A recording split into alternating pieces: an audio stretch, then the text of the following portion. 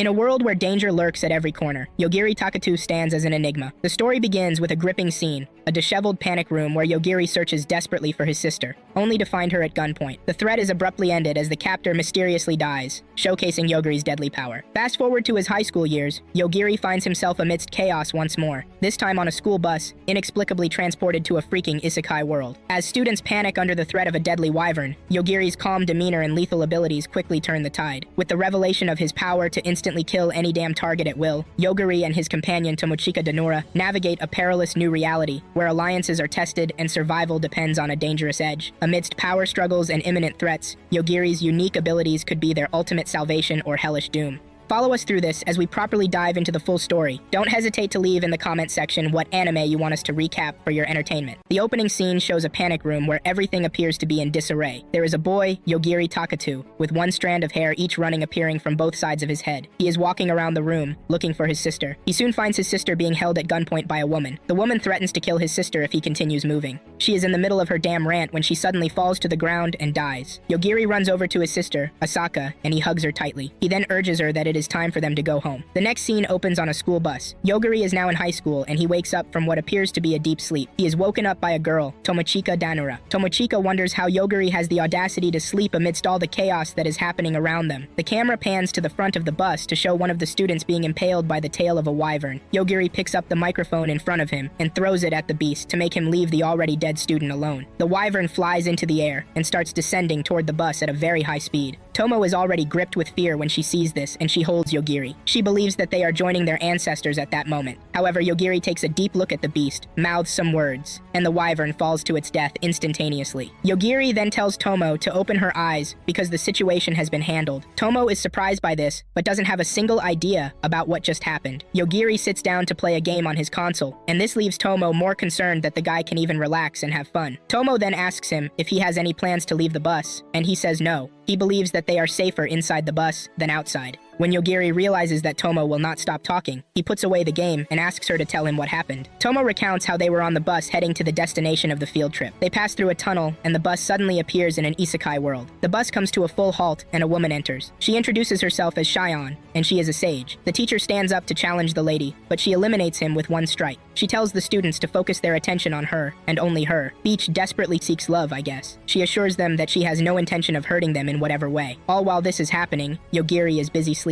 She further lets them know that her attack power is 530,000, and she also warns them not to annoy her because she can just change her mind and hurt them. She makes a joke, but no one laughs at it because it is not freaking funny, and the bus driver ends up being the scapegoat. Shion then tells them that the world needs more sages, and this is where they come in. She makes a gesture, and this activates something in the students. She lets them know that she has installed a system called Battle Song in all of them. She explains that there is a logo image that is supposed to be displayed right in front of them, and as she said, they can actually see a status screen. However, Tomochika is not glowing, and neither does she have a status screen displayed in front of her. Tomo's friend, Mikochi, has the status screen in front of her, and she is also glowing like most. Shio lets the students know that what they are looking at is a gift, and she urges them to make good use of it in order to become a sage. Tomo raises her and informs Shion that she cannot feel any of the changes that are happening to her friends, and Shion replies that not everyone has the ability to become a sage. Before leaving the bus, Shion informs the students that their first mission will start in an hour, and she urges them not to get wiped. The status screen in front of Mikochi and the other students tells them that they should be prepared because a dragon is coming to attack them. One of the students, Suguru Yazaki, who has received the gift of a general, stands up to tell the students that it is imperative for them to clear the mission, and they need to work together to achieve that. He requests that all of them present their stats to him, and they all do, as said. Tomo looks around to find out that 3 other students aside from her didn't glow, and this includes Yogiri, who is busy sleeping.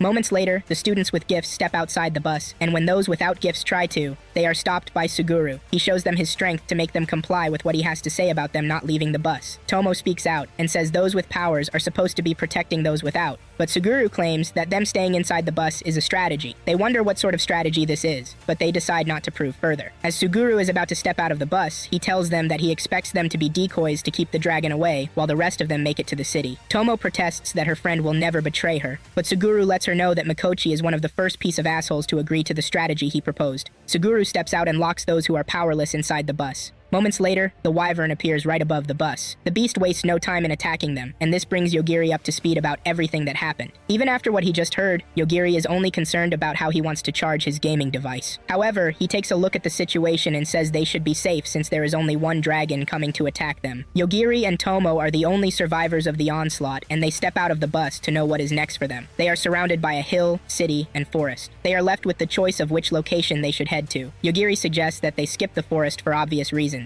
Just then, Tomo spots 3 students flying towards them. The trio are Higashida, Fukuhara, and Hanakawa. Yogiri asks if he should unalive them, but Tomo disagrees. Yogiri lets her know that the students deserve to die after leaving them inside the bus to die in the hands of the beast. The trio gets to where Tomo and Yogiri are standing, and they reveal their surprise that the two are still alive, while the dragon is already dead. The trio starts to talk rudely to Tomo, and they even go as far as to show their strength and the new powers they have just acquired. Higashida wants to do whatever he wants to Tomo, and he tells her to come close to him. It turns out that the guys all want something to do with Tomo. Yogiri realizes that the trio is not planning to be friendly with them, and he decides to put them in a position where they can be. He points his finger at Higashida and orders him to die. The other two laugh when he says this, but they are utterly shocked when Higashida drops down and dies. The two have not recovered from this when Yogiri tells Fukuhara to also die, and he does exactly that. The last surviving member of the trio is Hanakawa, and he starts to shit his pants. Yogiri decides to explain how his ability works for him and Tomo to hear. Hanakawa is stubborn, and he tries to heal his dead friends because he is a healer, but his powers refuse to work. This comes as a surprise to Tomo, and she finally understands what happened to the dragon. She asks why Yogiri didn't tell her. He says it would have been better if she witnessed it by herself. Hanakawa starts to criticize Yogiri for what he has done, but Yogiri reminds him that they were the first to attack him. He lets him know that the name of his ability is called instant death to any target. Once Yogiri thinks of killing someone, the said person immediately dies. Hanakawa still doesn't want to believe this, and Yogiri lets him know that he is more than ready to test it out on him, but Hanakawa quickly apologizes for doubting Yogiri. He starts walking toward Yogiri, but he is stopped. Yogiri knows that he is trying to harm, and he further explains the pros of his ability. Yogiri can actually detect when there is an intent to terminate him. Hanakawa falls to the ground and screams out because he believes Yogiri to be a freaking cheat code that cannot be defeated. Yogiri wonders why the trio were so full of themselves when they just received their gifts. Hanakawa then explains that this isn't their first time in the isekai world. The first time they came to this world, they were summoned by the magician of the kingdom of Iman to defeat the demon lord. Hanakawa wants to continue, but Yogiri quickly summarizes it for him, and brings out the fact that they can actually return to the real world. Hanakawa reveals that the first time they came and returned home, a few hours had passed. Hanakawa realizes that Yogiri still has the intention of terminating him, and he quickly bows down to beg for forgiveness. He wants Yogiri to spare his life, and he begs Tomo to intercede for him, but Tomo breaks his heart by telling the dumb fatso that she doesn't really care what happens to him. She has been saved by Yogiri, and this is what matters to her. To further convince Yogiri to spare his life, Hanakawa brings out a slave collar and says he is ready to become Tomo's slave.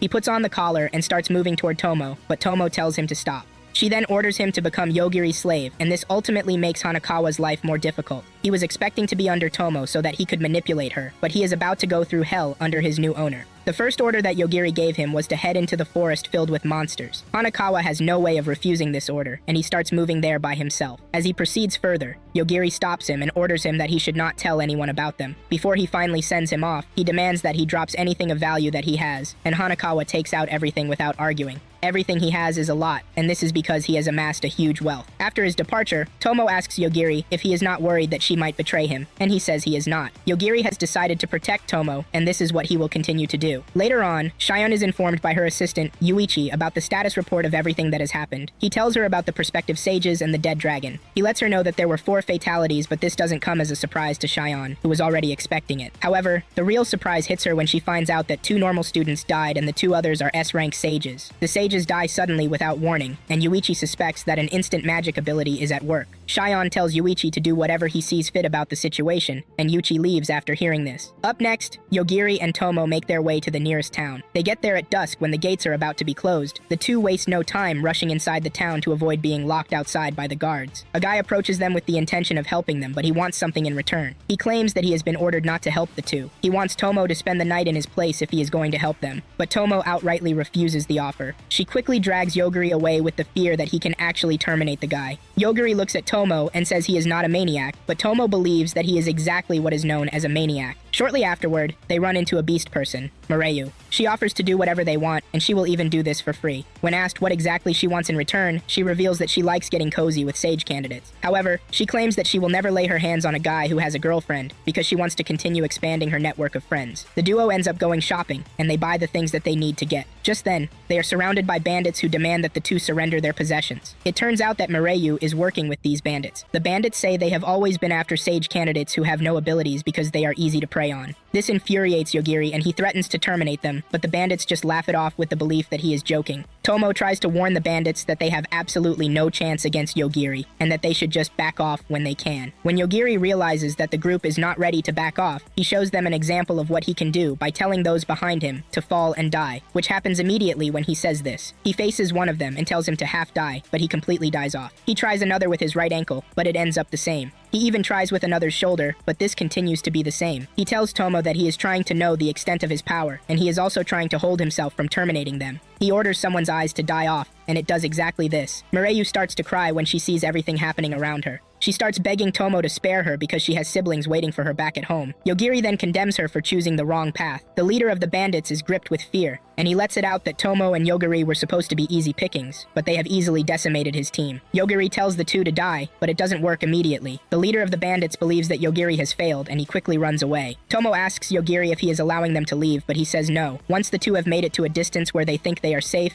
they both die. Tomo and Yogiri are about to leave when some soldiers appear behind them. The captain of the guards, Jorge, tells them to stop because she has some questions for them. She wants to know what happened to the crooks that are lying on the floor. Yogiri replies to the lady and says he has no idea what happened. He claims that they were walking in the alley and coincidentally found the bodies on the ground. Jorge says Yogiri is lying because she saw them surrounded by bandits, but the bandits suddenly fall to the ground. Tomo is infuriated when she hears this, and she asks the lady why they didn't interfere when the bandits had them surrounded. Jorge simply explains that they were waiting for them to be taken away by the bandits so that they could follow them and find out where the goons would sell them off. To put it simply, the guards want to use the two as bait to get a better handle on the goons. Jorge is confident that the two cannot use their abilities on her and her men. She claims that they have been blessed by the Supreme Being in respect to this. Just then, the sage with the guards informs the captain that he has used his appraisal eyes and he has been able to find out that the two don't possess any ability. This means the two are not capable of terminating the crooks, he says. The captain hears this and is visibly frustrated that her time has been wasted. She angrily walks away, but the sage stays back to apologize to the two for the inconvenience. Yogiri then asks the guy to show them to a place where they can spend the night, and he obliges. They get to a hotel room, and Tomo is amazed by how beautiful the place is. She compares the hotel to a castle and starts to talk about how she has never been to a castle before. While Yogiri is busy filing for their rooms, he asks Tomo if they should share the same room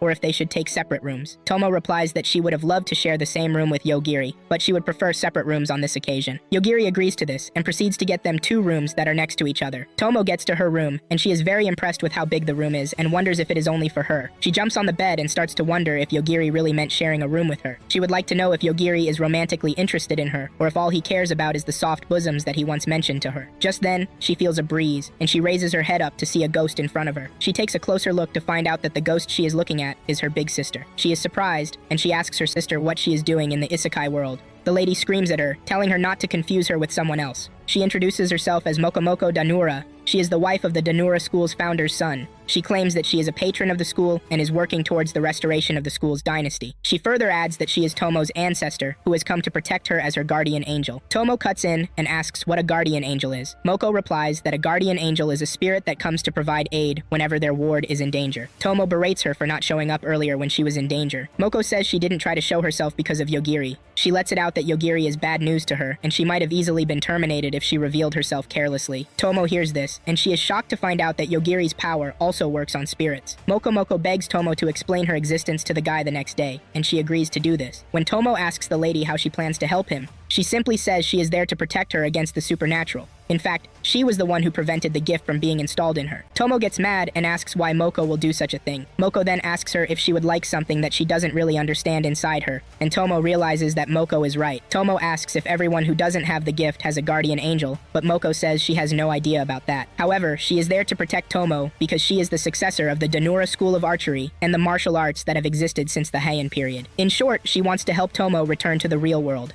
She then passes the concepts of the martial arts on to Tomo so that they can start to germinate in her. The following morning, Yogiri sees Tomo looking all stressed, and he wonders if she didn't sleep over the night, but Tomo doesn't have a genuine answer for her. Just then, Celestina, who is a concierge at the hotel, shows up. Yogiri reveals that Celestina has been helping him out since the night before. She has been trying to find the whereabouts of their friends. Celestina hands Yogiri train tickets to the capital, and in return, Yogiri hands their treasures to her for safekeeping. Moments later, they get on the train, and Moko is still scared to move close to Yogiri, even though Tomo has told him about her. Yogiri can now see Moko because Tomo has told him about her. Suddenly, an attack comes flying toward the train, but Yogiri manages to cover Tomo as the roof of the train is sent flying. Elsewhere, a powerful vampire, Line, is seen trying to heal the eyes of the guy who Yogiri killed. She has tried everything in her power to heal back the eyes, but nothing is working. She even turns him into a vampire, but this doesn't work either. Out of nowhere, they are attacked by a hero. Back at the train conductor tells the passengers that a sage is currently fighting an aggressor close to them, and this can explain the damage on the train. Yogiri would have immediately terminated the sage, but realizes that the attack was not aimed directly at him or Tomo. Tomo and Yogiri step out of the train to watch the battle between the aggressor and the sage. Tomo suggests that Yogiri refuses and says there is no need for him to do that because the sage doesn't intend to terminate him or even hurt him. He is not finished saying this when the sage and the aggressor come close to them. The sage shoots an attack that comes very close to them. Back at Lane's territory, the hero Ain attacks her, but she heals instantly. She asks the guy why he would attack her when she is also a sage. There are demon lords for you to attack, she says. The guy claims that it is time for him to put an end to Lane's tyranny. He activates his holy sword, and this takes down the entire building. After the dust settles, the hero is the only person, and he heaves a sigh of relief that he has finally gotten rid of the vampire. Now at the train route, Yogiri asks the sage why he would attack them even though they were not a threat to him. The guy speaks rudely to Yogiri, claiming that Yogiri and the other humans are supposed to thank him for saving them. Yogiri wastes no further time in arguing with the guy, and he just terminates the guy. Tomo is surprised to hear this, and she asks Yogiri if he terminated the guy, to which he says yes. Yogiri believes that the guy had it coming because of what he did and said. Just then, the aggressor begs Yogiri to not terminate him because he has no ill intentions toward him. Now at Lane's territory, Ain is left in total shock when he finds out that Lane is still alive even with the amount of power and energy that he expended. Lane simply answers that she is immortal and it would take more than that to terminate him. Lane simply picks up the guy and throws him downstairs. She then tells his assistants to track down and follow Yogiri. On the other hand, Yogiri asks the robot if he can help them get back to their world, and he says no. The only place he can return to is his own world, and when Yogiri suggests that he takes him to his world, he humbly refuses. He claims that Yogiri is very dangerous, and he would not like to bring someone like him into his world. He tells Yogiri that he needs the coordinates of his real world to return there, and Yogiri tells the guy that he just needs to tell them what they need to do after they have gotten all of that, and he agrees to this. Later on, Line's assistants find the sage who was terminated by Yogiri, and this leaves them in total surprise. The two then pass this information on to Lane and Sion. The two conclude that Yogiri is blessed with the instant death ability. After Sion has told Lane to deal with the darkness, she disappears. Lane calls on one of her personnel, Masayuki, and she tells him to head to Hanabusa with the immortal core. Elsewhere, Moko gives Tomo an item that she got from the robot, which is capable of changing its form. This item is futuristic, and even has the ability to turn into a weapon. Soon afterward, Yogiri and Tomo make it to the outskirts of the city of Hanabusa, and Tomo is excited as usual. The city looks like a Japanese city, and this makes it more fun for Tomo. She asks Yogiri if he has any intentions of honing his skills to make it more deadly, but Yogiri says there is no need for that. He says there is no point in doing this because he just terminates anyone who simply comes after them. Tomo looks behind her to see beasts and monsters that have died because they were trying to hurt them. She then points out that Yogiri might get tired and this might reduce the efficiency of his power, but Yogiri says it is quite the opposite. He reveals that he gets to use his power as many times as he wants to use it. Tomo has no words for this, and she subtly agrees that Yogiri's power is nothing but a cheat code. The two make their way into the city, and they find an exclusive hotel that Tomo has already fallen in love with from the outside. They enter the hotel only to run into one of their classmates, Yuki. He is one of the people who left them on the bus. Tomo is surprised to find him there, and she asks him why he is not training with the rest of their classmates. He simply replies that he doesn't want to associate himself with people who are not ready to move efficiently. One of the ladies with Yuki, Erika, wastes no time in getting defensive against Tomo. Yuki calms her down and lets her know that Tomo is nothing but her classmate. Yuki then tells Tomo and Yogiri that the ladies they are looking at are his bodyguards, whom he handpicked by himself. The girls then decide to introduce themselves from the 5th rank to the captain. The 5th rank is Erika, the 4th rank is Stephanie, the 3rd rank is Chelsea, the 2nd rank is Euphemia, and finally, the captain is Riza. Yuki then tells the girls to be silent and not be hostile towards Tomo and Yogiri. Yogiri gets closer to Tomo and speaks to her ear about being careful because they have no idea what sort of powers Yuki possesses. Tomo then tells Yogiri that Yuki has always been like that. He He is a confident and cocky one, she says. Yuki leaves everyone shocked when he asks Tomo to be his mistress. He further adds that he will be willing to take Yogiri under him to serve as his servant. Tomo asks Yogiri if he has any intention of killing the guy, but he says no. He sees Yuki as an unintelligent person whom he doesn't need to stress about. They ask Yuki why he is so confident, and he reveals that he is a dominator. This is a class that grants him the power to control lower ranked as his slaves. Tomo scoffs and reminds Yuki that he is not done training because the rest of their classmates are currently in training. He then reveals what happened after they cleared their first mission.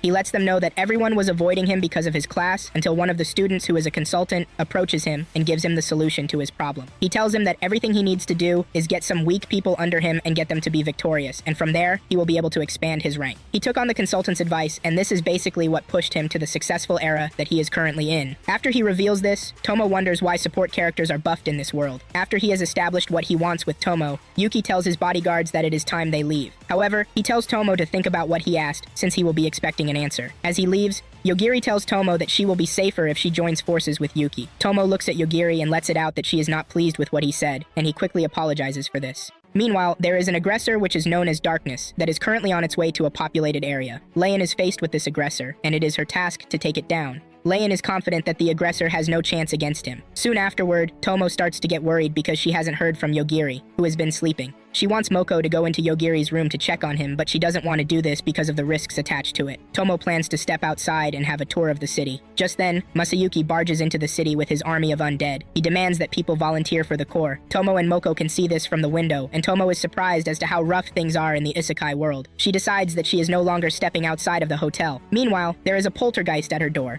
and she has no idea about this. Moko is able to figure this out, and she tells Tomo about it. She confirms that the person is watching them with a hostile intent, but she cannot see them for some unknown reasons. Tomo decides that the best thing for her is to call Yogiri and ask him for help. Moko cannot believe that Tomo is completely reliant on Yogiri. She picks up the phone and dials Yogiri's room. Yogiri is busy sleeping and dreaming about his childhood dog, Nikori. Somehow he is able to wake up from the ringing of the telephone, and when he picks it up, he tells Tomo to stay put because he is on his way. Yogiri steps out of his room and he uses his power to scan the area. This gives him a clear view of an invincible person standing in front of Tomo's room. Without hesitation, Yogiri terminates the person. After he has taken care of the person who turns out to be Erika, he knocks on Tomo's room and she lets him in. He assures her that he has taken care of the threat, but lets her know that the hostility was aimed at her. Yogiri then picks up the phone to tell the management that he found a body, and he only did this to avoid suspicions. Meanwhile, Yuki and his bodyguards are exploring a ruin when he discovers that Erika's signal is gone. Back in the hotel, Yogiri suggests that they run because he doesn't want to fight with Yuki. Yogiri realizes that Tomo is pretty calm about the situation, and Tomo says she is starting to get used to the way things are happening. Now in the ruins, Yuki runs into a demon who attacks him, but his attack has nothing on him. He defeats the demon with one attack and has him healed back up. He then converts the demon to one of his slaves.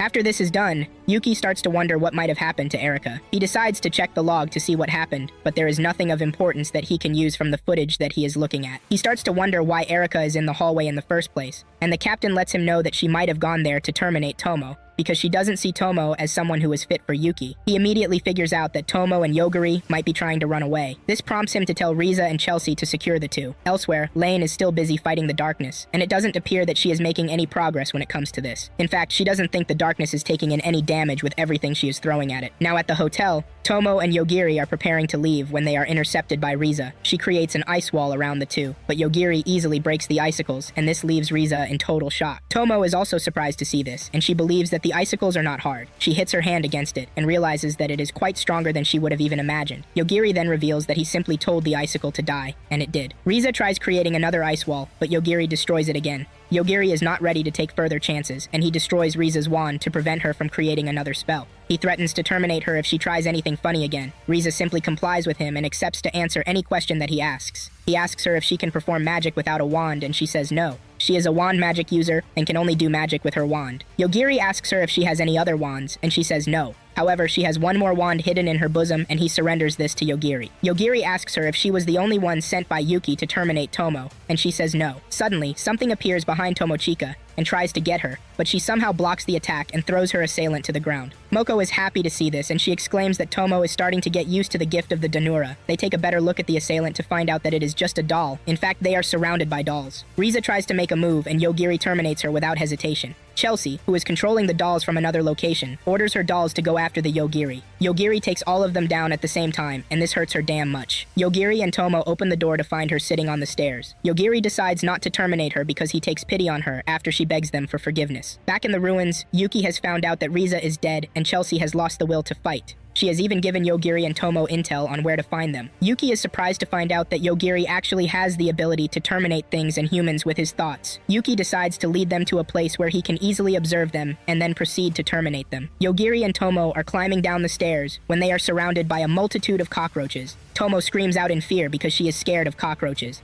Yogiri says he can easily terminate them, but they all will just fall on them. Yogiri doubts if the flies can terminate people, but proceeds to make things worse when he says Tomo can die if a bunch of the bugs find their way into her mouth. Moko tries to pacify Yogiri not to terminate the cockroaches because, at the rate at which things are going, all the living things in the world will become their enemies. Yuki is preparing an assault against Yogiri, but the captain of his guards warns against this. She considers Yogiri an unknown power that they don't need to make an enemy out of. Yuki doesn't listen to his assistant and says he is going to do what a dominator will do. He orders all of the bugs to swarm and terminate both Yogiri and Tomo. Upon seeing this, Yogiri decides that he will terminate Yuki. Since Yuki is able to reach them from where he is, he should be able to do the same. Yogiri tracks down the source of Yuki's intent to kill, and he uses that to terminate him. The bugs are free of Yuki's influence, but they are still swarming the area. Tomo wants Yogiri to terminate the bugs, but Yogiri tells her that it would be bad for them to terminate something, because they find it unpleasant. Now in the ruins, one of Yuki's bodyguards tries to heal, but nothing is working. The captain reminds her that she is free of Yuki's control, and she suggests that she leave just like she is about to do.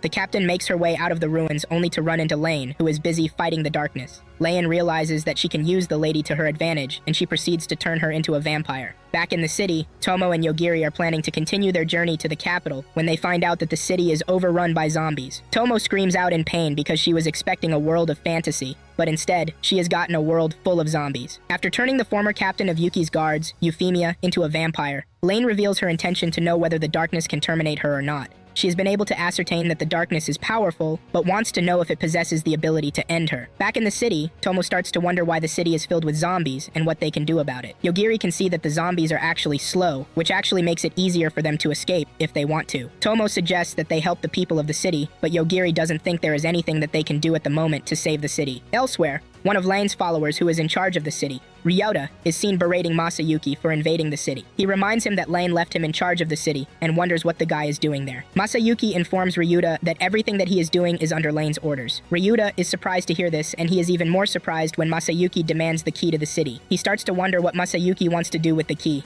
After he has collected the key, Masayuki reaches out to the entire city via the PA system. The zombies stop moving before he starts to make his announcement. He introduces himself as the commander of the Immortal Corps, and he tells the city that he is looking for a man named Yogiri Takatu and a woman named Tomochika Danura. He tells the people of the city to bring the two to the central plaza in an hour, or he will make the zombies start moving again. He assures them that they have no way to run because the barriers around the city are up and running. The people of the city are then left with two choices. It's either they bring him the people he wants or he turns them into zombies. Ryuta confronts Mayasuki when he realizes that he is planning to hurt the people of the city. He is hurt because Mayasuki doesn't know how much he has suffered to get the city to where it currently is. There is chaos in the city because everyone is already looking for Yogiri and Tomo. The two hide out in an alley, trying to find a solution to their problem. Tomo wonders why they are being chased, and Yogiri remembers terminating a sage. He now realizes that some actions come with dire consequences. Just then, three people find Tomo and Yogiri where they are hiding out. Yogiri warns them not to get any closer to him, or they will suffer the consequences. One of them stubbornly charges toward Yogiri, and he is forced to terminate him. The other two run away when they see their comrade, lying dead on the floor. After the two are gone, Yogiri reveals that he wasn't angry at Masayuki before, but now he is. He wonders if they will be able to negotiate with the guy if they go to the plaza by themselves. Without giving it a second thought, Tomo and Yogiri head to the plaza where they find Mayasuki and his goons waiting. Mayasuki is surprised to see the two, and he calls them boring people. He was expecting them to put up more of a fight, rather than coming to him without stress. Yogiri simply tells the guy that he is out of his mind, and Tomo tries to defuse the situation because she can clearly see that tensions are rising already. Mayasuki asks the two what they want, and Yogiri reveals that all they want is to leave the city and head to the capital. He urges him to take down the barrier so that this will be possible. Mayasuki is angered when he hears this, and he laughs at the fact that Yogiri is demanding something from him when he has nothing to offer. Yogiri decides to offer him his life, even though he is not worth living. Mayasuki decides to use his power, and he orders his Immortal Corps to go after Yogiri. Yogiri. He believes that Yogiri cannot terminate what is already dead, but he is left with total shock when Yogiri takes down his army with just his thoughts. Mayasuki and Ryota are gripped with fear when they see this, and Ryota quickly lets it out that he has no hands in everything that has happened in the last couple of hours. When Mayasuki asks Yogiri how he is able to terminate the dead, Yogiri replies that he is the one who decides what or who is dead. Even after hearing this, Mayasuki doesn't think it wise that he should step aside and do what is asked of him. He starts to transform into his beast form, but Yogiri just ends him before he even gets halfway through the transformation. Tomo scolds Yogiri for this, because she would have loved to see the end result of Mayasuki, his transformation. She wonders who they are now to negotiate with after Yogiri has terminated Mayasuki. Yogiri tells her not to worry herself, and he walks toward Ryuta, who still has his hands in the air because of fear. Ryuta explains that the area is under Lane's control, and she is the one who ordered the two to be terminated. Tomo starts to wonder why Cyan will bring them to this world as sage candidates and Line will be trying to terminate them. Ryuta has no answer to this because he doesn't usually involve himself in matters like this. Yogiri and Moko are able to figure out that the intent to terminate Yogiri is coming from all directions. Ryuta tries using the key to the city to access the barrier, but it is not working, and he starts to rack his head about what could have gone wrong. He realizes that the only person who can manipulate the barrier is Lane herself. Outside the city walls, Lane is busy doing all she can to make sure that Yogiri remains in the city. She asks Euphemia how much of a threat she thinks Yogiri is. Euphemia simply replies that it would be better if they withdraw and stop going after Yogiri. Lane is surprised to hear this because she knows that Euphemia has seen the true extent of her abilities, and she is still suggesting that she runs. With this, Lan can easily piece together that Yogiri is nothing but a formidable opponent. The citizens are now manipulated, and they have Yogiri and Tomo surrounded. Yogiri terminates any one of them who tries to come after him. He easily figures out that he is being tested, so that the person responsible can know the true extent of his powers. As this continues, Yogiri can see that Ryuta is distraught with the citizens who are dying in front of him. Since the darkness will soon enter the city, Lane plans to use this to terminate Yogiri. If she cannot do it directly, she will do it indirectly, which will make it look like a natural cause. Layan then splits herself into two. This surprises Euphemia because she is not expecting Layan to be this powerful. Layan tells her copy to move to the sky and make several copies of herself too. Yogiri feels this from where he is, and he tells Tomo that the hostility has gotten stronger. The darkness soon makes its way into the city, and everything in its path turns to dust. Layan explains to Euphemia that her copies have no memories of Yogiri, which means their attacks will not be considered hostile. Everything they do from that moment forward will look like the effect of a natural disaster. Now in the city, Tomo is surprised when Yogiri lets her know that he can actually get rid of the darkness. Ryuta then begs him to help if he can. Yogiri would have preferred not to help, but he cannot just leave things the way they are. He orders the darkness to die, and as his command takes effect, a bunch of red light attacks come flying into the city. Yogiri covers Tomo before she can get hit. Once they are in the clear, she asks him if they were attacked by the darkness, but he says no. He is confident that he has taken the darkness out of the equation. He says they are being attacked by someone who is trying to use the darkness's rampage to level the entire area. Yogiri plans to do something, but he doesn't know what the outcome will be. With the help of Tomo's exceptional sights, she is able to figure out that the red object that has been hitting the city since is a woman wearing a red dress. She has been coming down in hordes, and when Ryuta hears this, he easily figures out that the person who has been coming after them is Line. Yogiri says he cannot attack her since she is not aiming for him directly. Line has been able to find the perfect countermeasure against Yogiri. However, Yogiri realizes that he can do something about the situation when he learns from Ryuta that Lain probably has split into different copies of herself. As the mayor of the city, Ryuta has the ability to see everything going on in the city, and he pulls up a live map of the city. He tells Yogiri the patterns of attacks so far. He says the attacks have not hit the same place twice, and repeated attacks are not close to each other. With this, the team is able to figure out that they can actually stay somewhere that has not been attacked before, and they will be able to use this to their advantage. Ryuta offers to teleport them to the selected area. Even though it is dangerous, Tomo decides that she needs to be with Yogiri. Moko will also be with them because she has something up her sleeve that can help out. Moments later, Ryuta gets the two to where they need to wait for the attack.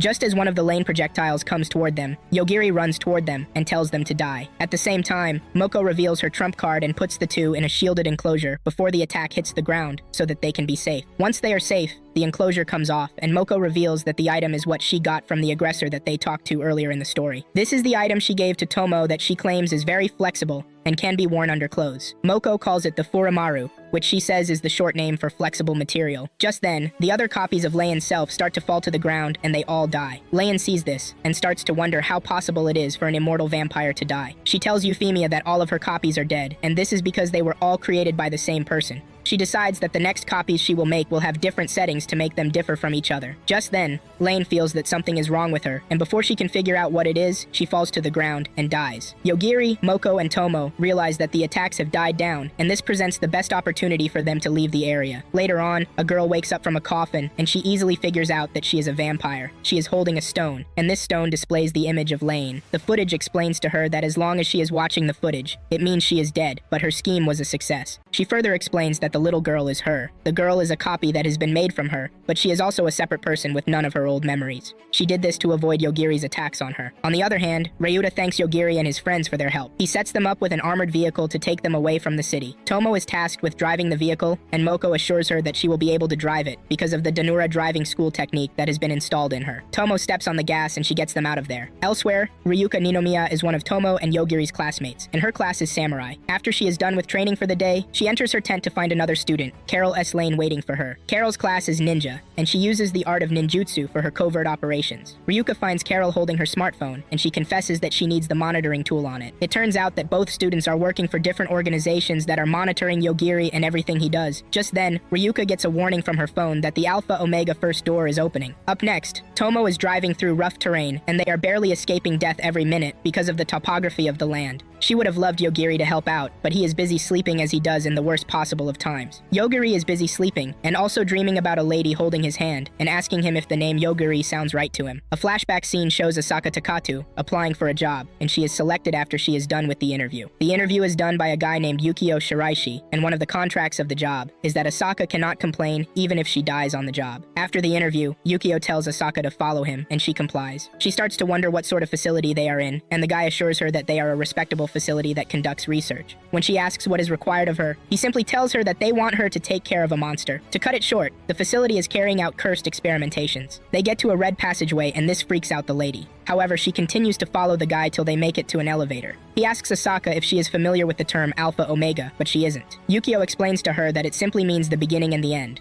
In other words, it also means eternity or everything. He then makes it clear to her that this is the code name of the subject that she will be taking care of. Yukio says he doesn't know if the subject is human or not because he has never seen him. However, he is aware that the guy can terminate anything he wants to. Asaka is gripped with fear when she hears this and wonders why she has been selected to handle such a dangerous personality. Yukio says she has her teacher's license, and this is the reason she has been selected for the job. She needs to put a handle on the situation, because if things continue the way they are, humanity will perish. However, the organization believes that they can avoid this by giving the guy a good education. They get to a vault door, and Yukio gives Asaka a note that contains everything that she needs to know concerning the job. He doesn't have clearance to go beyond that point, which means Asaka will have to go on ahead by herself. Asake slowly opens the vault door and heads inside the subject's domain. The area is built using the settings of the outside world. She makes her way inside the house, and when she opens the door, she sees a boy staring at her. The boy is all alone, and Asaka starts to wonder what he is doing there all by himself. She grabs the boy and throws him outside of the house. She says the boy should be outside and playing,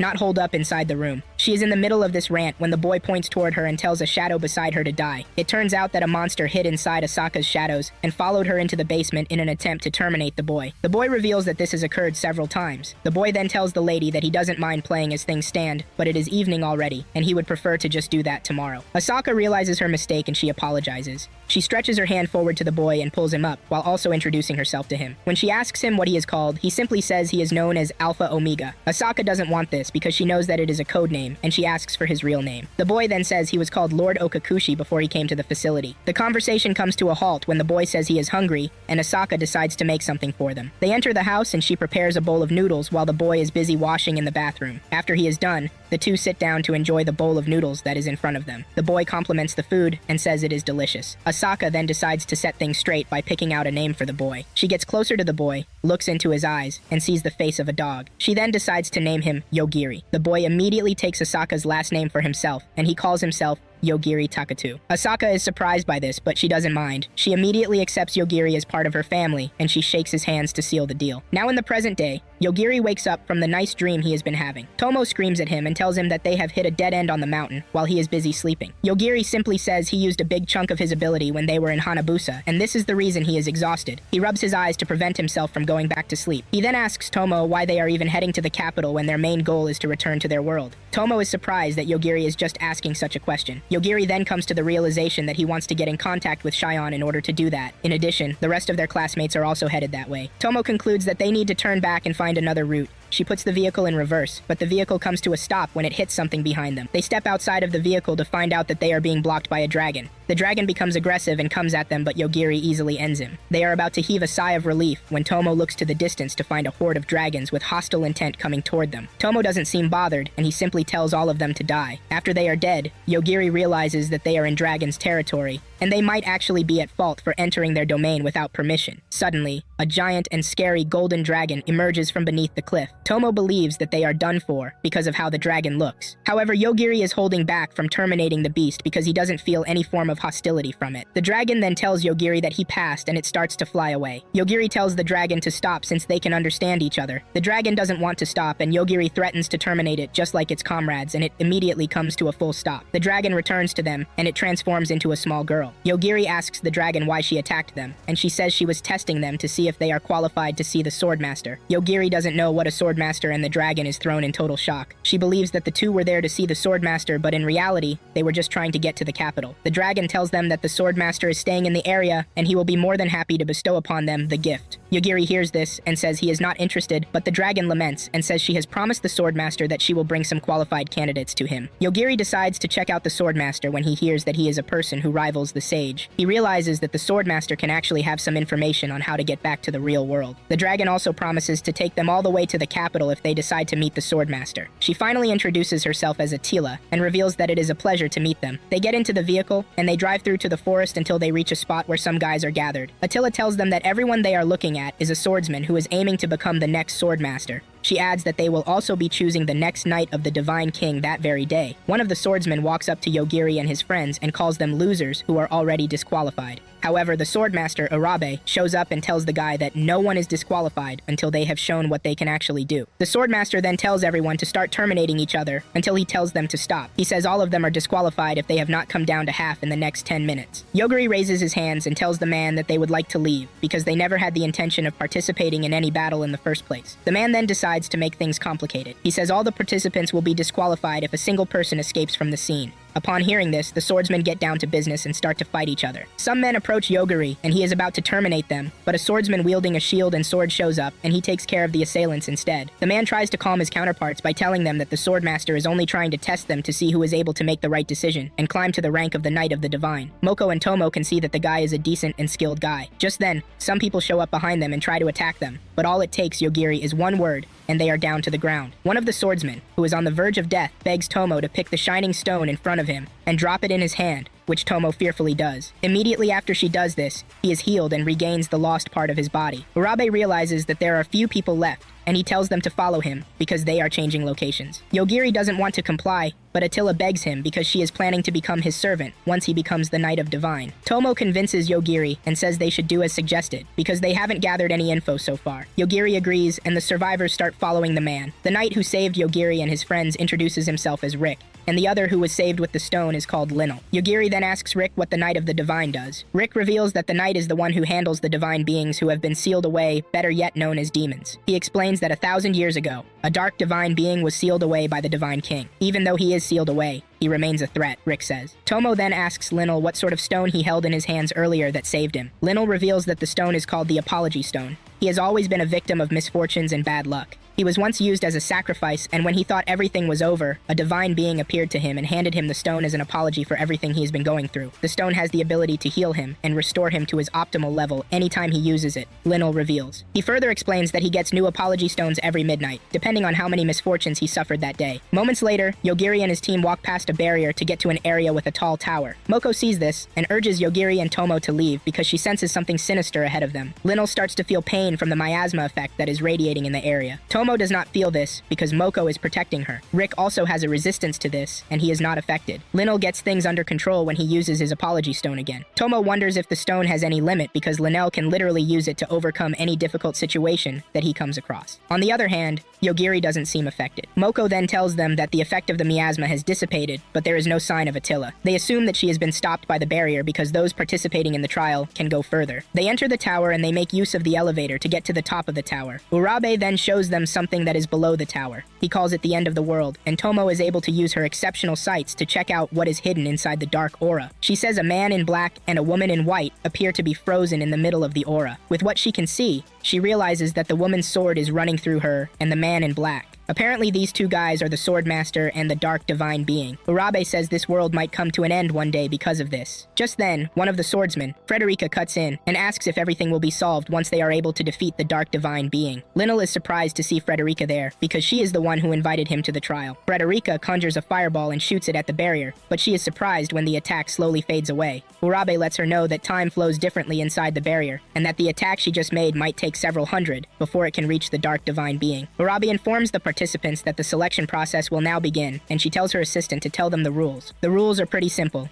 They are to reach the first floor of the tower from the roof within 24 hours. A participant, Teresa, asks if she will fail to pass the test if she just decides to jump down. The assistant says they need to go through the tower because there are points to be accumulated inside the tower. Tomo then starts to wonder if Yogiri can beat the Dark Divine Being with his power. Yogiri then says something to Tomo's ear that makes her scream out in surprise. After Tomo hears this, she suggests that they leave the area immediately, and Yogiri agrees to this. Linnell decides to follow them, but Frederica stops him and demands that he surrender the stone with him. Linnell is not ready to argue with her. However, he lets her know that stones only work for him. She hears this and angrily throws the stone to the ground and walks away angrily. Rick and Linnell decide to follow Yogiri into the tower and try to get to the first floor as required. They enter the tower to find out that most of the traps have been set off by those who entered first. All they need to do is make sure that they don't activate the remaining traps. They have not finished concluding this when Linnell's bad luck strikes again and he steps into a trap. He is impaled to the wall, but thankfully, he has his apology stones to help him. Tomo suggests that Linnell attach a stone to his hand at all times since his bad luck will probably continue as they walk through the tower. He is the first to enter a room and the door locks behind him, leaving him to scream out in pain. Moments later, they run into Teresa, who was once a divine knight but was stripped of her title. The entire room that she is standing in is rigged with a thin wire that is capable of ending them immediately. Teresa activates the wire and tries to end the group, but Rick keeps them shielded. However, there is no way for them to escape without getting hurt or terminated. Yogiri gets tired of this and simply tells Teresa to die. After Teresa has been terminated, they find Linnell's detached hand on the floor, and this is the hand that holds the stone. Thankfully, Linnell still has life left in him, and they quickly give him the stone so that he can come back to normal. Soon afterward, they reach the 98th floor, where one of the concierges informs them that it is a safe floor. They are free to sleep, and accommodations have also been made for them. The group decides to split up and get their other affairs in order. Linnell would like to use the opportunity to replenish his apology stones. Yogiri and Tomo have no choice but to share one room because that is the only one available to them. Tomo is worried about Moko, but she assures them that she will hide in the walls and get out of their hair. Yogiri doesn't even concern himself with this as he takes off his clothes, changes into pajamas, and sleeps off. On the other hand, Linnell waits till midnight to try and see if he can use 100 stones to get a guaranteed ultra rare in the gacha luck game that he usually plays. He immediately signs and is expecting something nice, but he is shocked when he sees the divine being who sent him to this world standing in his presence. The lady tells him that he has updated his spawn point and that no matter how many times he dies, he will always end up in that room. Linnell screams because he believes that the divine being's decision just made things even worse for him. The divine being disappears before she hears any more complaints from the guy. Meanwhile, Urabe is informed about the status of the tower and the seal around the barrier. He is informed that they need to gather more strength from half-demons to help the tower. Elsewhere, a sage assassin,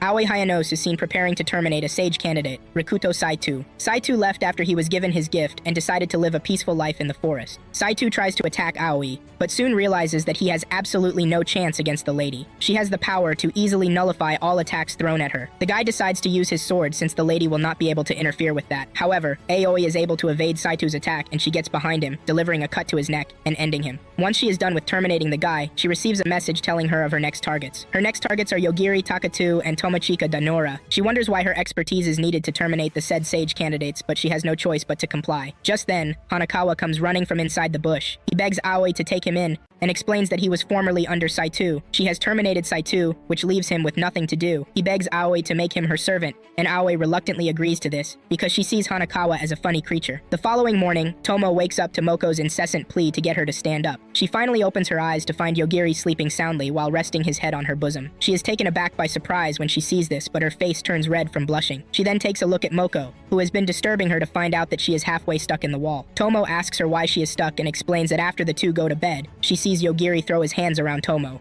She doesn't want to intrude and she decides to leave. This was when she got stuck in the wall. She explains that the tower is trying to gather all the spirits and souls of the dead for some unknown reason. This explains why there is a suction in the walls and floor of the building. Tomo is surprised to find out that Moko has been stuck the whole night, and she is about to even be completely sucked in if nothing is done to avert this. Yogiri wakes up just in time and starts to wonder what he can do to get the situation under control. He thinks of killing the suction mechanism, but as he does this, Moko continues to go deeper into the wall. Tomo is already saying her goodbyes to Moko, but Yogiri gets into action, and he is able to terminate the suction mechanism, which ultimately frees Moko. Moko starts to wonder why the tower needs to gather the souls of the dead. Yogiri knows that there is something else at stake, and he tells Tomo to steal her resolve because he will not hesitate to terminate anyone who gets in their way from that moment forward. Tomo then assures him that she is backing him in whatever he does, because she has come to the conclusion that she is also the one responsible for everything and anything that Yogiri does. Anytime he terminates someone, she takes the termination as if she is the one who did it. This means a lot to Yogiri, and he quickly turns away when his face becomes red. Elsewhere,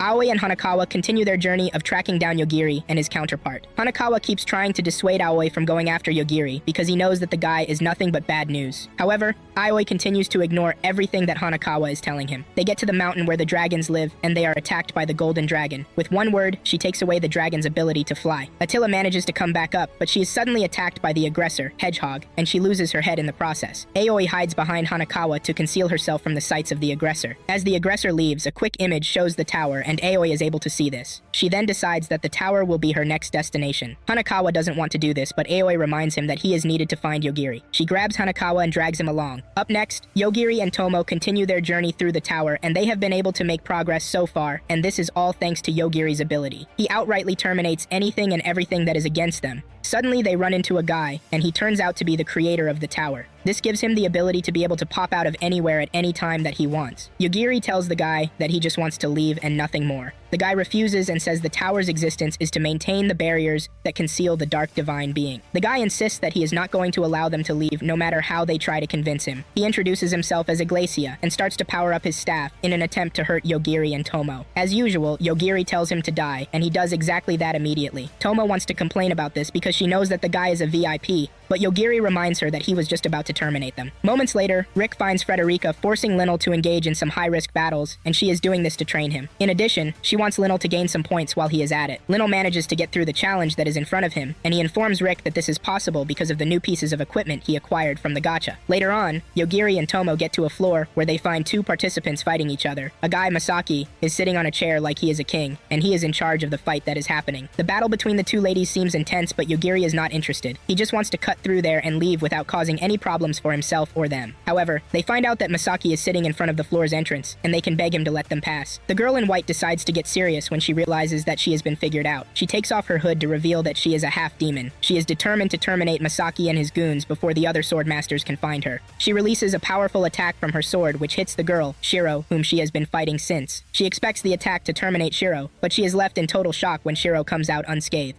In fact, she appears to be more powerful than before. Shiro gets rid of her sword and comes after the lady with her bare hands. Apparently, Shiro can move faster and better without her sword. Yogiri realizes that the battle between the two is not ending anytime soon. He calls out to Masaki and asks him if he can let them through. Yogiri assures Masaki that they are not going to interfere in the fight. They just want to get through and go their own way. Masaki refuses the offer and demands that Yogiri and Tomo join the fight so that they can earn points. Yogiri lets him know that he and Tomo already have the needed points, and there is no need for them to fight again. Masaki is not ready to hear this, and he insists that they fight. He is enjoying the trial like it's a game, and he doesn't want it to end just like that. Yogiri asks the half-demon girl about her opinion, and she reveals that she doesn't really care what happens because she is done gathering points. Upon hearing this, Masaki suggests that they have a 3 versus 3 fight. Masaki's fighters are Shiro, Geralda, and Ama. Tomo, Yogiri, and the half-demon girl will be going against these 3. Masaki is confident that his pupils will win the battle because they are versatile in different areas. Masaki makes Yogiri mad when he talks about terminating Yogiri and leaving Tomo alive for his personal take. Yogiri hears this, and he immediately kills the trio, leaving Masaki alive. This is the deal that they made, and Yogiri asks if he can now pass, but Masaki wants to change things up. Yogiri realizes that he is about to go back on his word, and he ends him. The half-demon girl sees this, and she begs Yogiri to wait and listen to what she has to say. She bows to Yogiri and Tomo, begging for their help. Tomo convinces Yogiri that it will be good if they hear what she has to say. She introduces herself as Theodosia, and she is at the tower to find her missing sister.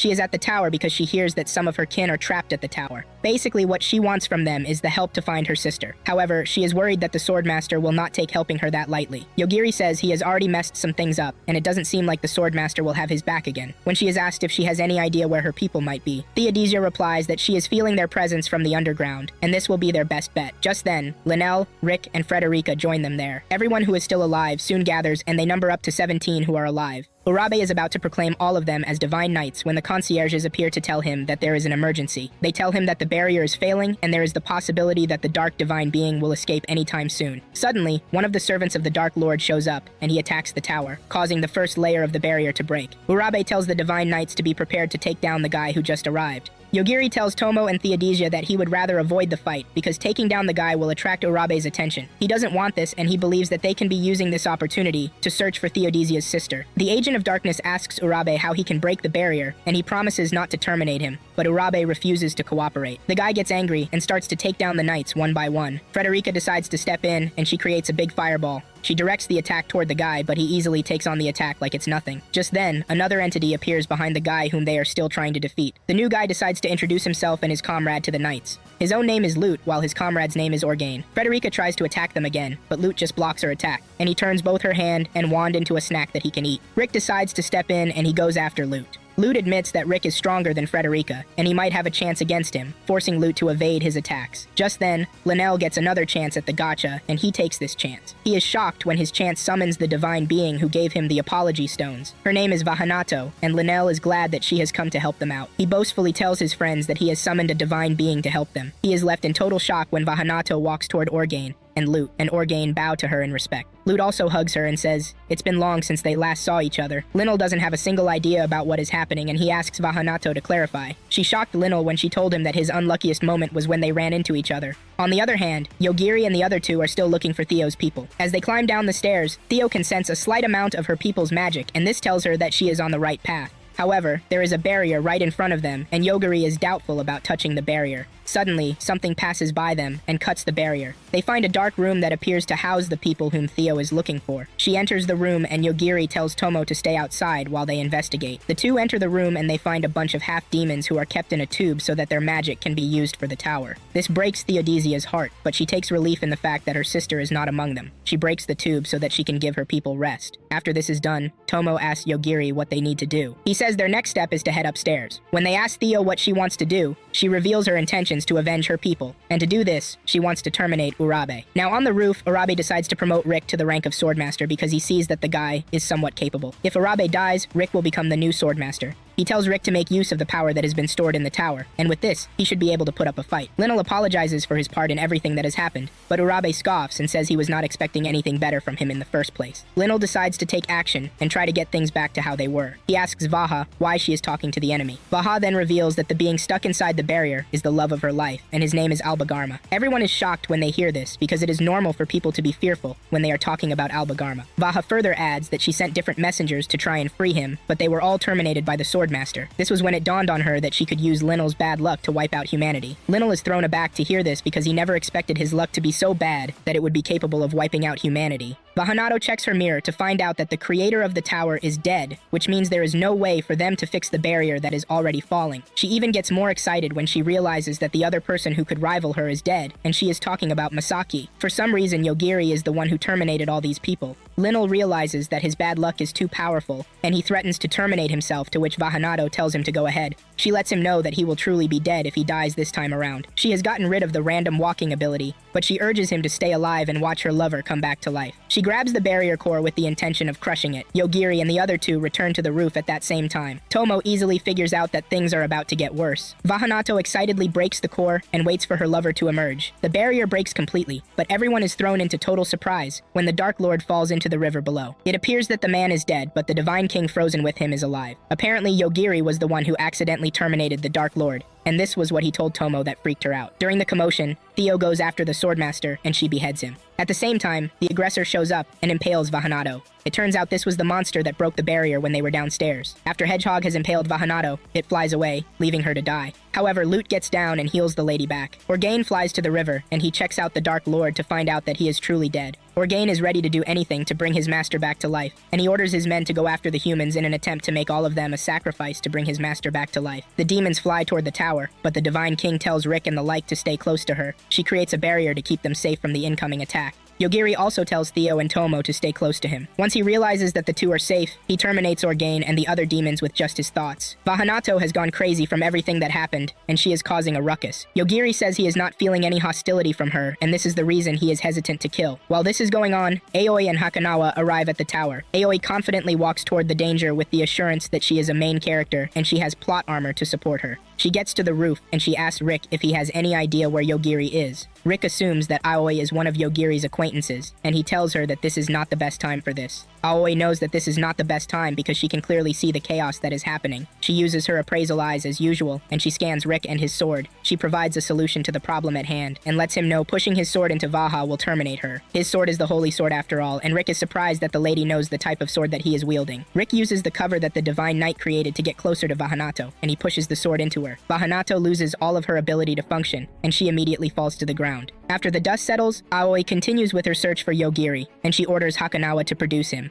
Hakanawa starts to cry because he is scared that meeting Yogiri will be his end. The dust in front of them clears out, and standing there is Yogiri with her friends. Aoi decides to check out his stats. She takes a look at him, and she is immediately gripped with fear. She calls Yogiri the destination of all fates and the end of all things. She wonders what sort of monster Shion has summoned into their world. Yogiri and Tomo see Hanakawa, and they demand to know his business at the tower. He immediately raises his hands in fear and says he was forced to come there against his own will. Aoi is so scared that she decides to throw Hanakawa under the bus. She claims that she is there to hand Hanakawa over to them because she realizes that they are classmates. After she says this, she vanishes into thin air without turning back. After she is gone, Hanakawa is left with Yogiri, and he starts to explain how he was able to break free of the slave collar. He reveals that the collar was actually working, but it is not designed to work for long. The following morning, they come together to find out how many of them are left. Theo asks Rick if he wants to continue the deeds of his predecessor, and he is seriously considering that. Yogiri tells Theo that he will be willing to help her enact her vengeance, if she wants. Rick laughs when he hears this, and tells Yogiri to stop talking so rudely because he has no ability or power whatsoever. The Divine King taps Rick from behind and warns him about the way he talks. She reveals that Yogiri was the one who terminated the Dark Lord and the rest of his minions. Rick is shocked to hear this, and all he can ask is, "Yogiri, what are you?" Yogiri simply says he is just a high school student. Rick asks Yogiri what he plans to do next, and he reveals that he will continue his journey to the capital. Theo thinks of following them to look for her sister Euphemia. The moment they hear this name, they remember coming across someone with the name in one of the cities that they have gone through. The Divine King also decides that she will be heading to the capital. In short, every one of them plans to go to the capital except Theo, who will be going back to search for her sister. Yogiri tells them that he will be traveling with Tomo alone. When it is time for them to separate, Rick gives Yogiri that he can use to negotiate his way out of trouble when he gets to the capital. Yogiri and Tomo are also given a map to help guide them. With this, everyone separates and they go their separate ways. Hanakawa is left all alone, and while he is complaining about this, Lute shows up. He looks at Hanakawa and demands an explanation of what has happened so far. Elsewhere, Shion decides to summon someone who knows Yogiri from Japan. This is all in an attempt to know and understand what Yogiri is. The man turns out to be one of the scientists who worked on Yogiri. He is excited to be in the isekai world, but he suddenly dies before he has the chance to tell them anything about Yogiri. In the next scene, one of the students who died on the bus, Ayaka Shinozaki, is awoken by an AI unit system, and she is informed that she is now an android. She is told to process the information in front of her quickly and make a decision. Ayaza learns that she now has the highest authority, but there are detections that she suffered fatal injuries. She is to decide if she wants to continue as an android or not. Ayaza is not ready to go back to being dead, and she chooses to be an android. To continue living, she needs a huge amount of material for sustenance, and she needs it fast. She steps outside the bus and she finds the dragon's carcass there. The system informs her that she can make use of this because the carcass mass is much. Ayaza is irritated, but she has no choice but to gulp down on the dead meat. A flashback scene shows Asaka having trouble making rice while she is taking care of Yogiri. She complained about the house not having a rice cooker, and she ended up cooking burnt rice and fish for them to eat. Yogiri wants to complain about the food being bad, but Asaka stops him. She forces him to compliment the food, and this he does. Yogiri has no choice but to consume the not-so-delicious food like that, and he even thanks Asaka for the meal. After this, Asaka looks at the next thing on the menu, which she is supposed to do, and this is providing minimum education for Yogiri. She gets gets frustrated when she sees this because she has no idea how she is to do that. She finally calms down, and she starts to teach Yogiri how to read and write. She is in the middle of this when a girl enters the room, and when Asaka approaches her, she turns out to be a robot. She has come to deliver goods to the house, and Asaka uses the opportunity to tell the robot to bring books that will be useful for her in teaching the boy what he needs to know. She also adds a rice cooker, gaming console, TV, and the like for the things that she would love to have in the house. Asaka and Yogiri step outside of the house, and Asaka finds it hard to believe that they are actually underground. At the end of the month, Asaka tenders her monthly reports to Yukio, who is surprised that Asaka was able to last a whole month without running away or getting annihilated by the boy. Asaka says she needs more people to help her in taking care of the boy, but Yukio doesn't think that will be possible because everyone tends to bow out on the first day. When Asaka is asked if she hates her work, she immediately says yes. She hates the fact that she is locked away, but Yukio brings out an envelope that contains her pay. She is surprised to find out that the pay is quite high. However, she believes that no matter how much the pay is, it doesn't complement the fact that she cannot go outside. Yukio tells her that she can actually go outside, but she is the one who hasn't asked or talked about it. She wants to know who will be taking care of the boy, and Yukio says the robots are in charge of that. Upon hearing this, Asaka slaps onto the table her request to go on vacation. Soon afterward, Asaka wakes up in a dark room, and this catches her by surprise. She starts to wonder where she is and how she got there. She tries to remember how things happened after she left the facility. She remembers going on vacation and buying expensive things for herself. The last thing she remembers was being in a hotel room. A voice comes up to inform Asaka that they have no intention of hurting her, and they urge her to stay calm. It turns out that she has been taken into captivity by the same facility that she was working with. They claim that all they want to ask her are a couple of questions. Later on, Yogiri starts to wonder where Asaka is. She asks one of the robots about Asaka's whereabouts, and they tell him that Asaka is on vacation. This continues for a little while, and Yogiri decides to take things up. She asks the robot where Asaka is, and when the robot tells him that she is on vacation, he demands to know exactly where she is. The robot then tells Yogiri that the people who know where Asaka is are the researchers. Yogiri then demands that the robot take him to them. She takes him to the wall that leads to the outside facility, and tells him that it can only be opened from the inside. Yogiri looks into the camera to communicate with those in the control room, and he demands that they open the door.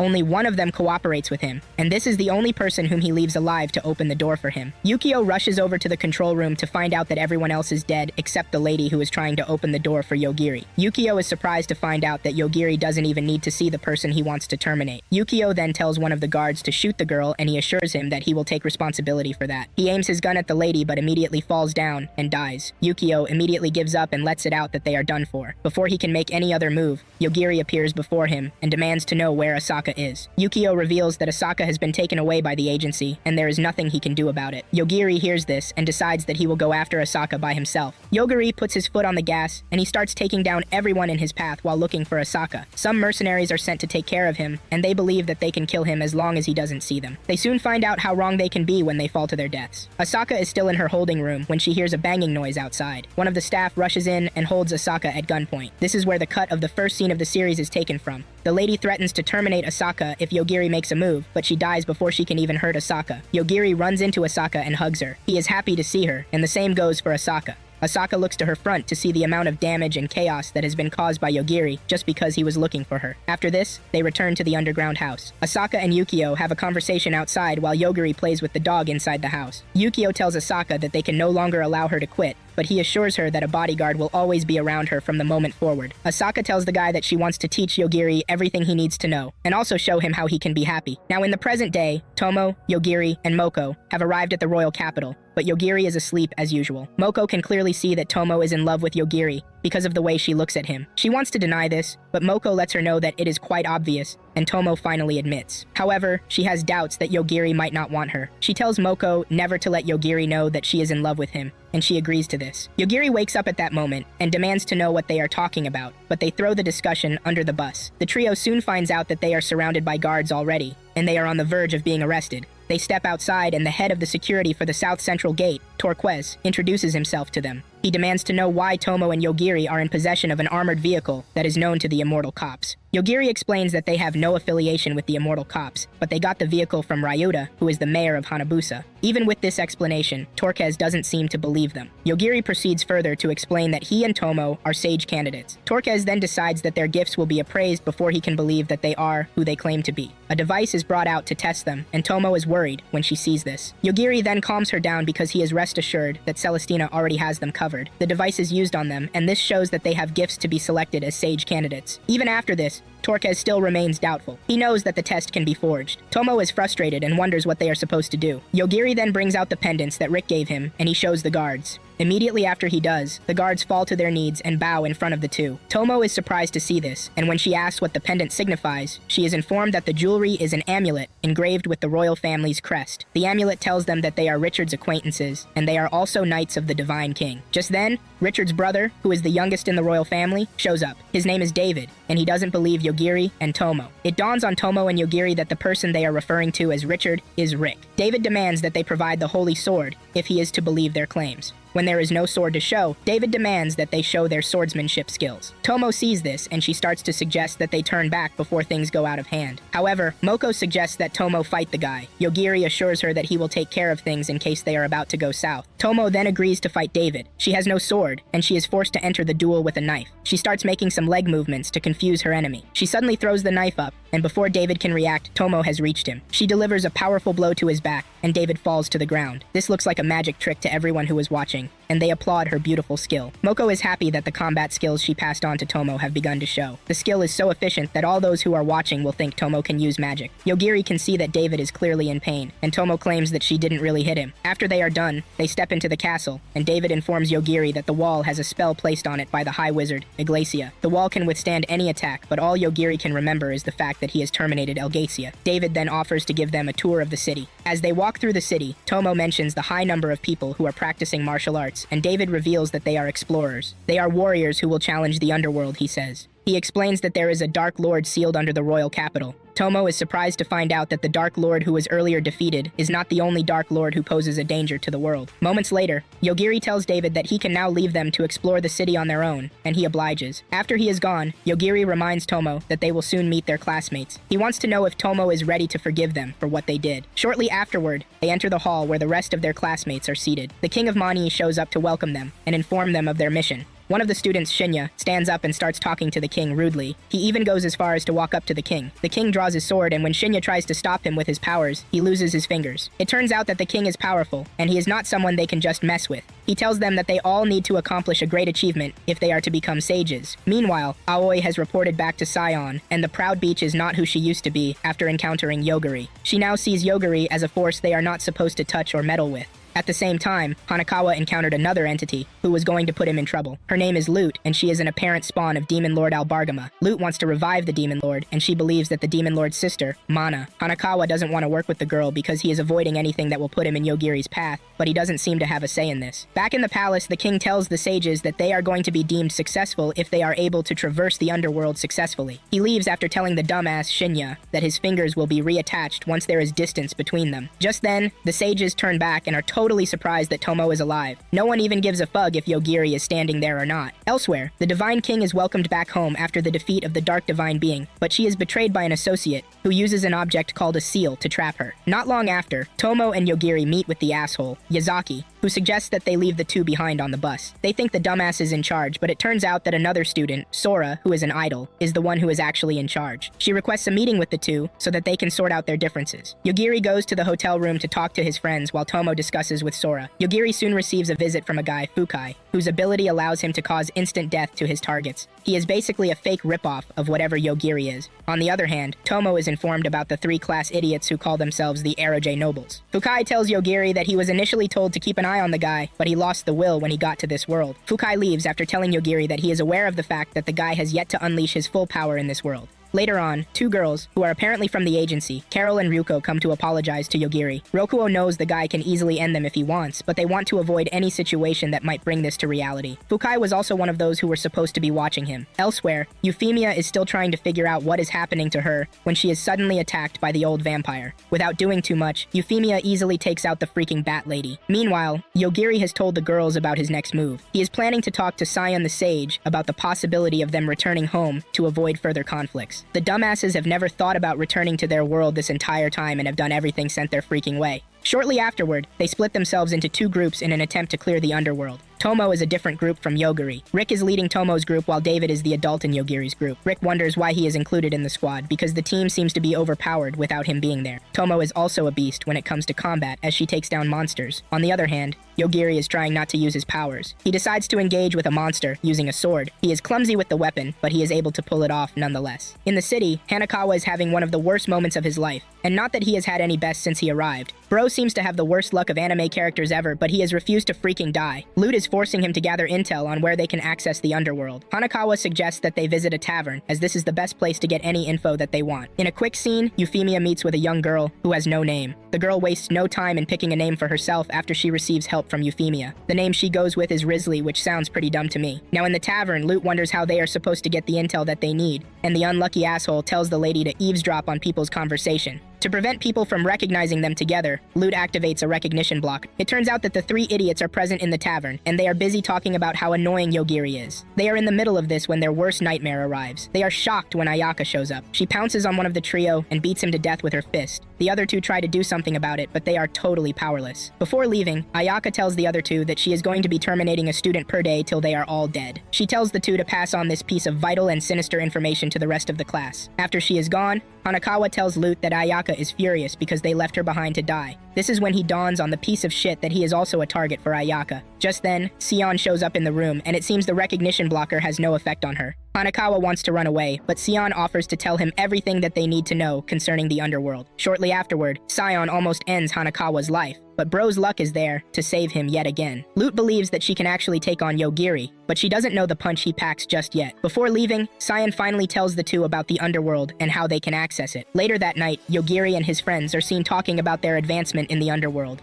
Sion is also informed of their progress, and it seems they are going faster than prepared for. Sion plans to disrupt their plans by throwing a plank in their way. Not long after, Haruto comes to Sion's room to ask for an extension of the deadline. Sion then makes a deal with him. She wants him to get rid of Yogiri before she can consider whatever he is bringing to the table. Up next, Ayaka comes in contact with another student, Rihanna. Her power allows her to deal 100 times the normal damage when it comes to hand-to-hand combat. She comes charging at Ayaka, but Ayaka takes off her hand with just one command called the Dragon Claw. Rihanna claims she is weak at the moment because of the seal placed on them by the king. Ayaka is disappointed to hear this. She decides to leave, telling Rihanna that they are going to continue the fight once the seal is lifted. Meanwhile, Hanakawa and Loot just arrived at the first layer of the underworld, and they have come across Mana already. She claims to have come out in no time after perceiving her brother's scent. At the same time, the Assassin Guild has received a request to terminate Yogiri. Shortly afterward, Yogiri tells Tomo that he has been working on his skills. He is trying to hold back from completely ending his targets. In the underworld, Mana tells the unlucky Fatso and Loot that she was sealed away. However, it is a weak seal that can be broken by anything that has a connection to her brother. Seeing that Loot is present, she is confident that she brought an item like that. Loot makes things easier for the beach by telling her that she brought the key to the seal. Elsewhere, Ayaka decides to go after the king, because she wants to take on the students when they are in their prime. The king is peacefully doing his man-to-wife duties when the annoying beach, Ayaka, shows up. The king doesn't seem moved by Ayaka's presence due to the fact that he is also powerful. However, he soon learns that Ayaka is way out of his league. With just a single command, Ayaka takes down the king's defenses and also terminates him.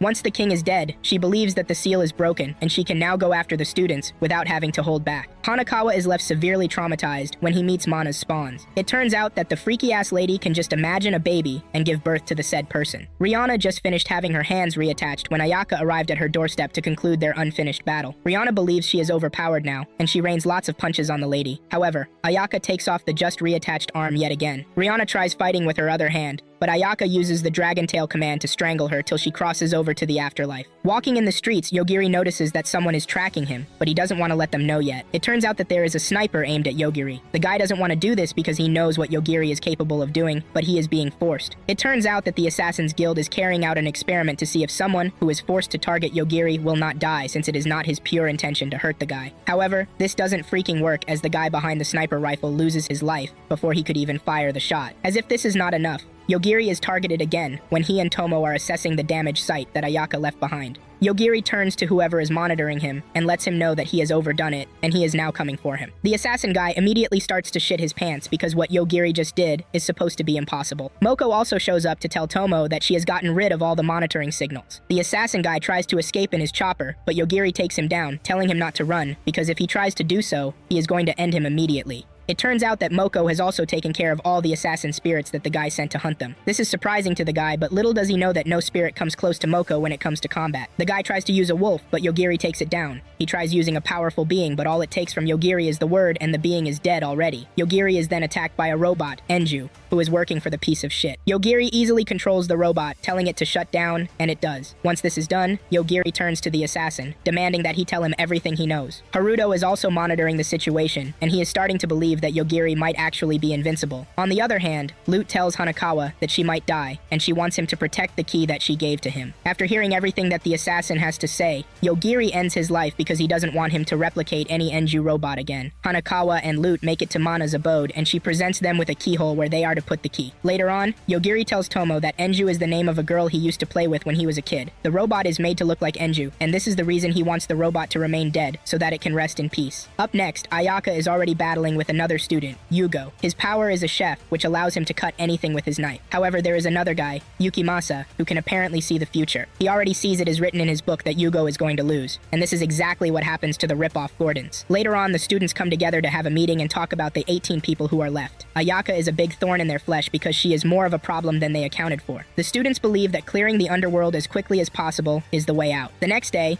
David follows Tomo and Yogiri to the 6th layer, where they are supposed to clear. David is pretty confident that Yogiri can take down the Dark Divine Being if it comes to a situation like that. On the other hand, the rest of the students are busy fighting a horde of monsters. In Mana's residence, Lute tells her that Albargama is dead. To avenge her brother, Mana claims that there is something she needs to do first. She wants to give birth to her big brother, and to do this, she first of all rips off Lute's hands, leaving the girl to scream at the top of her voice. The maniac who calls herself Mana still has plans to take Lute's brain because these are the things she needs to bring her brother back. Hanakawa doesn't want Lute to die, and he asks Mana if she is going to help. Mana accepts but tells the retarded fatso to undo the seal first. He puts the key in the keyhole, and with this, Mana seems to be finally free. Later on, Yogiri sees David moving like a brainless zombie. He is about to fall off a cliff when Yogiri jumps on him to stop him. What seems to be an underworld volcano starts to erupt under the rock that they are lying on, and it seems Yogiri is in trouble. Apparently, Haruto is behind all of these. Just then, things turn out for the worse when Cyan enters the room to tell them that she wants them to terminate themselves, and whoever is left standing among the students will be the one she is going to acknowledge. To make matters worse, the second alpha door is now open. While all of this is happening, Tomo is busy looking for Yogiri. Unknown to her, Yogiri and David have fallen into the red mist below them. Up next, Theodiza is taking out a bunch of demon traffickers when she runs into her sister Euphemia. In the students' hall, Cyan tells them that they have 1 hour before they start unaliving themselves. Whoever doesn't terminate anyone will be terminated. Anyone who tries to escape will also be unalived. The lone survivor of this freaking battle royale will be the winner of the trial, she says. Fukai decides to end Cyan before she is able to accomplish whatever it is that she wants to. He uses his ability on the girl, but she doesn't die. He wonders why she is not dead and thinks his powers are not working. The lady tells him that his powers are actually working, but she is reviving herself. Fukai tries this multiple times, but the result remains the same until Cyan gets tired of his shit and ends him. While looking for Yogiri, Tomo runs into Jiyuna and Mikochi, who seem to be running for their lives. On the other hand, Yogiri kills his momentum while he is falling, and with this, he is able to safely land with David in his hands. Once Mana is free of her seal, she tells Hanakawa and Lute to leave before she changes her mind. However, her insides start to spread fast because she is preparing for the birth of her big brother. Lute realizes that there is no room for escape, and she decides to sacrifice herself so that Hakanawa can be safe. She butts kick the guy to send him flying and gives him a chance to escape with his life. It turns out that Euphemia, her sister, and Risley are heading to the capital to find Yogiri. Yogiri calls Tomo on the phone, and she lets him know that things are about to become freaking rough once the killings begin. Yogiri is on his own when Hakanawa shows up. Yogiri is surprised to see Hakanawa, and he reminds him that he told him that he is going to end him the next time he sees him, but Hakanawa denies this.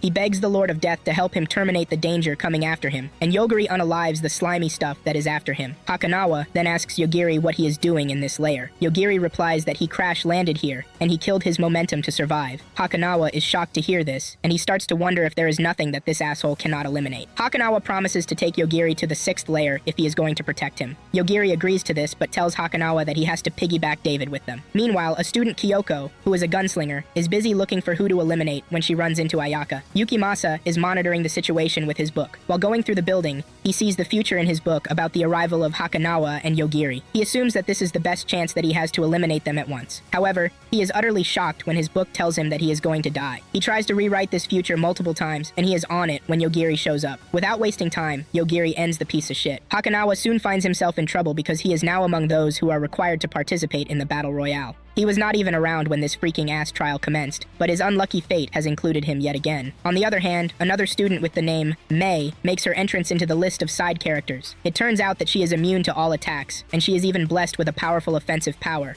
When they were still in their world, she ran into two supernatural cats fighting, and she ended up being collateral damage. The cats revived her as an apology, and blessed her with these powers. One of the students questions why she is not using her powers to terminate Sion. It seems Mei is a psychopath because she is actually enjoying the event. She notices that Hanakawa is in the area, and she decides to go after the guy. Yogiri can easily figure out that the girl is there to attack them. She comes after them with a sonic punch, but Yogiri counters this with an art of self-defense that he has been learning. To put things in order, Yogiri kills the cats, who are the source of her powers. With this, Mei is left powerless, and she runs into the woods, screaming like a choked-out cat. On the other hand, Kyoko and Ayaka are having a fierce battle against each other. Elsewhere, Moko and Tomo are monitoring the situation when they see a bunch of spirits coming toward them. The two are about to get defensive when Mikochi comes running toward them. It turns out that she is a necromancer. She also has a guardian spirit with the name of Tainu. Tomo gets envious of her guardian spirit, saying she wants one. She cannot believe that she is left with a dumbass guardian spirit like Moko. To make things worse, Mikochi is there to fight. She wastes no time in taking possession of Moko. She charges toward Tomo, but the girl manages to evade the attack. The tree in her path gets pulled down, and Tomo is shocked to see that Mikochi is actually very strong. Mikochi gets through to Tomo by getting rid of her battlesuit, but luckily for her, Yogiri arrives just in time. Yogiri slaps Hakanawa in the eyes to keep them shut. He knows Moko has been taken over by the greedy beach. Yogiri fears that he will be left with no choice but to unalive Moko. Meanwhile, Sora and some of the other students are fighting each other when Sora gets swallowed up by Mana's insides. The other students also share the same fate, except Haruto, who escapes thanks to his wings. Back to Mikochi, she gives Moko back and starts to awaken her own powers. She is acting all bossy and invincible until Yogiri ends her with just the usual word. After she is dead,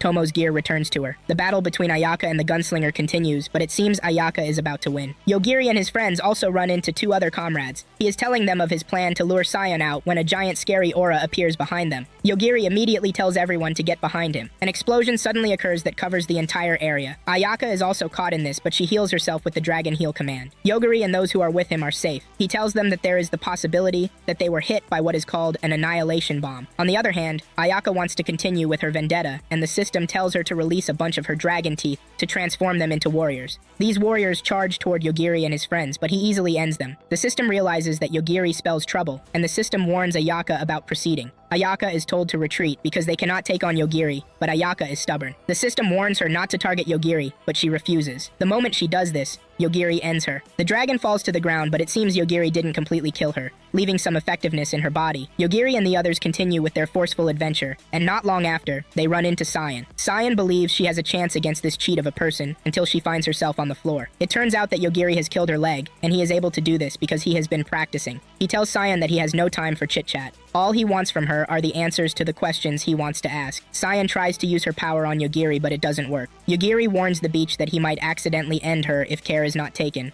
All Yogiri wants to know is how they can return to their world, and since Sion is the one who brought them to this world, she should have the idea of how to leave. Sion tries to play smart again, and Yogiri kills one of her fingers. He tells her that he will kill her by ending parts of her body. Sion teleports to her castle, but Yogiri doesn't seem worried. Yuchi starts to suffer paralysis, and Sion realizes that this is Yogiri's handiwork. She immediately returns to where Yogiri is, begging him to spare Yuchi. Yogiri then tells her that all he wants to do is talk. Once she is not trying to act smart, he won't attack her. She already knows that no matter where she runs, he can attack her and even attack her friends. Sion then tells the guy that there is no way for them to currently return to their world. The link that they are supposed to use has been weakened. Yogiri then asks for their world's coordinates, and Sion provides this. However, Sion tells him that there is another way. She brings out the Philosopher's Stone imbued in her body and hands it over to Yogiri. She tells him that having enough of this can actually get them back to their world. The stones can be found inside other sages. This means all the sages who have died at the hands of Yogiri had the Philosopher's Stone in them. However, these stones are said to have lost their power since Yogiri terminated them. They have no choice but to start looking for the rest of the sages who are still alive to collect their Philosopher's Stone. After Yogiri is done gathering intel, he decides that it is time to leave, because he never had the intention of terminating the sage. Just after he leaves, Sion is about to return to her castle when Mana's presence reaches her. Sion tries to teleport, but finds it difficult. Before she knows what is happening, her entire system has been disabled. She gets trapped inside of Mana's presence, but before she dies, she tells Mana that Yogiri will be the one to end her.